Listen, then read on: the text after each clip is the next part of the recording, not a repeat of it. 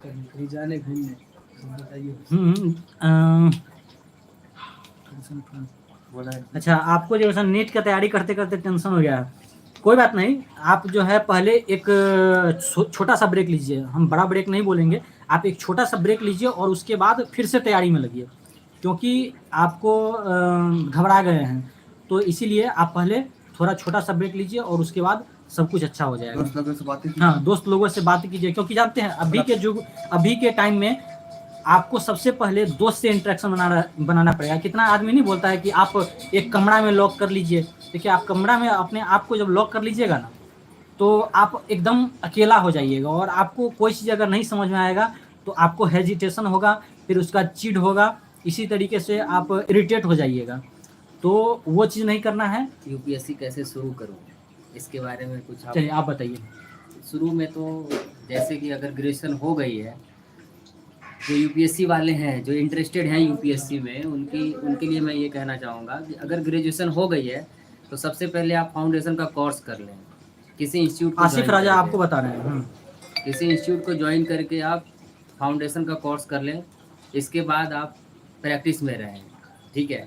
और इसके बाद आप एग्ज़ाम दें, और एग्ज़ाम देने के बाद आपको आइडिया लग जाएगा कि मेरा क्या लेवल है। इसके बाद जो है आप वहाँ से प्रैक्टिस में रहेंगे तो प्रैक्टिस करते। अब बहुत सारे ऐसे स्टूडेंट भी है जो 10+2 करते हैं और उसके बाद एकाएक यूपीएससी का प्रिपरेशन करने लगते हैं। तो उनके लिए भी जो है ना फाउंडेशन का बैच ज्वाइन कर लेना बेटर रहेगा। क्योंकि देखिए, जब अगर आप यूपीएससी का तैयारी करते हैं तो सबसे पहले एक टारगेट आपको लंबा बना करके रखना पड़ेगा। ये नहीं है कि आपको छोटा तैयारी कीजिए और उसके बाद आपको हो जाएगा, क्योंकि उसके लिए आपको बहुत गहन अध्ययन की ज़रूरत होती है। जैसे सबसे पहले जो है एनसीईआरटी को, उस पे एनसीईआरटी पे पकड़ होना बहुत ज़्यादा, हाँ, बहुत जरूरी है। तो जब 12th का जब स्टूडेंट तैयारी करता है तो उसका एनसीईआरटी पे पकड़ रहता है। जैसे कि आप देखते होइएगा कि 10th में अगर कोई बच्चा अगर पढ़ रहा है तो एनसीईआरटी से ही पढ़ करके निकलता है पहले, और उसके बाद 10th 12th ऐसे करके ये निकलता है।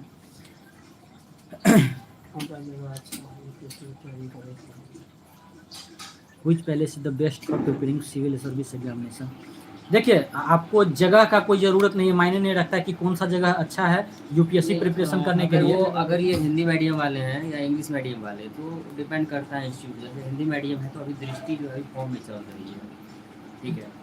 और इंग्लिश मीडियम वाले हैं तो बाजीराव है, विजन IAS है, ये सब अभी फॉर्म में है। अरे तो मुखर्जी नगर जा करके पहले तो अपना प्रिपरेशन करना पड़ेगा। जब तक मेहनत नहीं करिएगा तो उससे पहले मतलब कि एग्ज़ाम नहीं निकलेगा, क्योंकि बहुत सारे ऐसे स्टूडेंट जो मुखर्जी नगर में जा करके भी वहाँ से असफलता हाथ लेकर के आते हैं। तो उस तरीके से नहीं, आपको पहले पूरा मेहनत करना पड़ेगा। पहले आपको एक ऑफिसर बनने के लिए ऑफिसर की तरह सोचना पड़ेगा, सबसे पहली बात है। क्या यूपीएससी का एग्ज़ाम कितने बार दिए हैं? एक बार दिया हूँ भाई मैं। एक बार दिए हुए हैं ये। आपसे पूछा मेरा जो है नहीं, मेरा तो अभी फर्स्ट बार देंगे ही।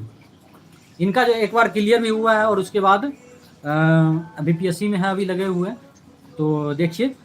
और जब अगर होगा 20 जून को फिर यूपीएससी की एग्ज़ाम है, फिर से उसे भी मेरा फॉर्म मैं अप्लाई किया हुआ हूँ, उसे भी देना है। जितने लोग हैं लाइक कर दीजिए, क्योंकि जब लाइक करते हैं तो मोटिवेशन थोड़ा मिलता है। और एक बात बताने के लिए आए हुए हैं, और वो बात आपको हम बता करके ही जाएंगे, क्योंकि उससे पहले हम नहीं जाएंगे। तो जितने आदमी हैं, अतुल मिश्रा भाई, तैयारी किस आगे में है शुरू करनी? ग्रेजुएशन करके किया जा सकता है। हाँ, तो ग्रेजुएशन करके ही तो किया जाता है।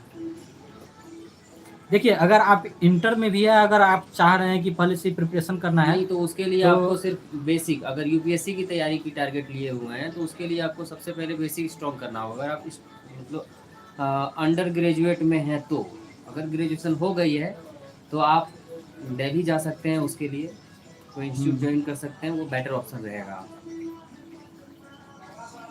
हाँ, तो अब हम वो लास्ट बात पे आते हैं कि क्या चीज़ करने के लिए आए हुए थे। तो सबसे पहले हम बता देते हैं कि मेरा भाई ने एक ब्लॉग चैनल स्टार्ट किया है, और उस ब्लॉग चैनल का नाम है, यही बताएंगे। आइए बताइए।